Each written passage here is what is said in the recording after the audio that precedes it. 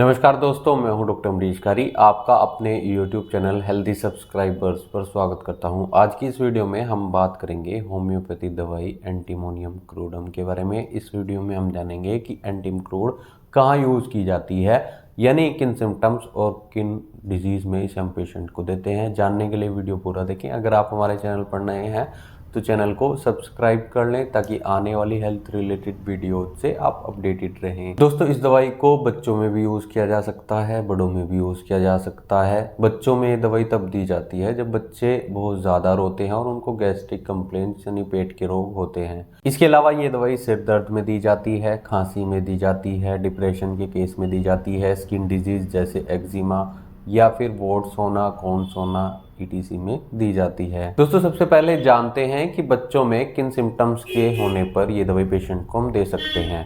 दोस्तों, अगर बच्चा वीपिंग टेंडेंसी का हो यानी हमेशा रोता रहता हो, इरिटेबल हो, सैड हो, किसी के पास नहीं आता हो। दोस्तों, अगर बच्चे की जीभ दिखी जाए तो उस पर कोटेड होती हैं जो वाइट कलर की होती हैं। इसके अलावा बच्चा अगर दूध पीता है तो उसको गैस बनने की शिकायत रहती है, इंडाइजेशन की शिकायत रहती है, या ओवर ईटिंग यानी दूध ज़्यादा पीने से अगर पेट में अफारा आ जाए तो उसमें ये दवाई बहुत इफेक्टिव रहती है। सिर दर्द के सिम्टम्स की बात करें तो बड़ों में अगर सिर दर्द हो, सिर दर्द के साथ वर्टाइगो यानी चक्कर आते हों, और सिर दर्द का कारण ठंडा पानी हो यानी ठंडे पानी से नहाना हो, या ठंडा पानी पीने से, या ठंड लगने से अगर पेशेंट को सिर में दर्द होता हो, एसिडिक फैटी फूड खाने से भी अगर सिर में दर्द होता हो, अल्कोहल पीने के बाद सिर दर्द बढ़ता हो, तो ऐसी कंडीशन में ये दवाई बहुत असरदार रहती है अगर पेशेंट को खुली हवा में जाकर सिर में दर्द में आराम मिले। दोस्तों, अब इसके पेट के सिम्टम्स की बात कर लेते हैं। ब्रेड खाने से, एसिडिक खाने से, या पेस्ट्री जैसी चीज खाने से, अल्कोहल पीने से पेशेंट की अगर परेशानी बढ़ती है, या पेट में डिस्टर्बेंस होती हो जिसके कारण पेशेंट को खट्टी डकारें आती हो, भूख न लगती हो, इसके साथ ही इंडाइजेशन, कॉन्स्टिपेशन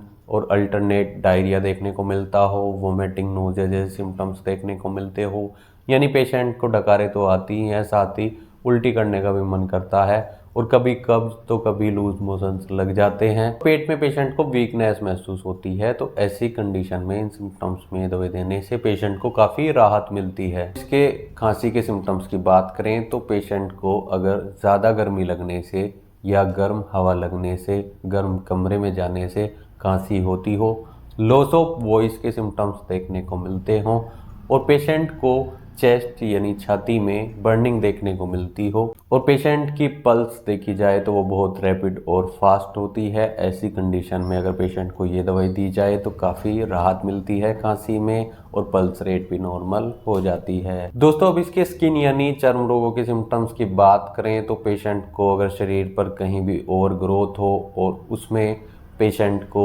थिक क्रस्ट यानी मोटी परत देखने को मिलती हो, इसके अलावा ये दवाई पेशेंट को पैर के तलवे में अगर कॉन्स हो जाते हैं तो उसमें दी जाती है, और वोट्स जो स्मूथ देखने को मिलते हैं यानी जो मस्से होते हैं और वो स्मूथ होते हैं, उनमें ये दवाई बहुत असरदार रहती है, वो चाहे शरीर के किसी भी हिस्से में हो।